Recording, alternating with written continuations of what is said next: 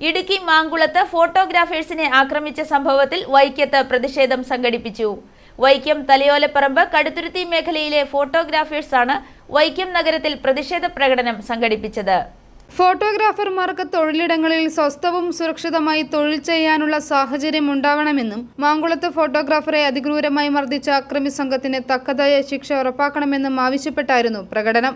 വൈക്കം വലിയ കവലയിൽ നിന്നും ആരംഭിച്ച പ്രകടനം നഗരം ചുറ്റി വൈക്കം ബോട്ട് ജെട്ടി മൈതാനിയിൽ സമാപിച്ചു. തുടർന്ന് നടന്ന പ്രതിഷേധ യോഗത്തിൽ സീനിയർ ഫോട്ടോഗ്രാഫർ രാജൻ പൊതി, ചാർലി ജോസഫ്, പ്രസാദ് ചിത്രകാതി, മനോജ് ഡിസൈൻസ്, ജോമോൻ മൊണാലിസ, ബിജു ചിഞ്ചിലാസ്, ഉമേഷ്, ലിജോ, ബിബിൻ സാഗർ, അജി കടുത്തുരുത്തി തുടങ്ങിയവർ സംസാരിച്ചു.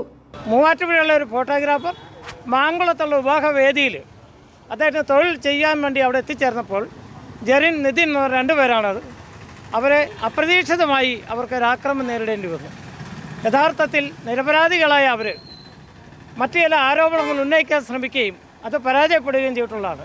എന്നാൽ ആ വീട്ടിൽ നിന്ന് അവർ മുൻപോട്ട് പോയപ്പോൾ മറ്റൊരു വാഹനത്തിൽ അവരവിടെ എത്തി തടഞ്ഞു നിർത്തി ഇവരെ ആക്രമിക്കുകയും മൂക്കിലൊക്കെ ഇടിച്ച് ചോരയിൽ കുളിച്ച് അയാൾക്ക് മുമ്പോട്ട് ജീവിതം ഒരു മാസമെങ്കിലും അറസ്റ്റ് ചെയ്യേണ്ട രീതിയിലുള്ള അവസ്ഥയിലേക്ക് ആക്കുകയും ചെയ്തിട്ടുണ്ട്.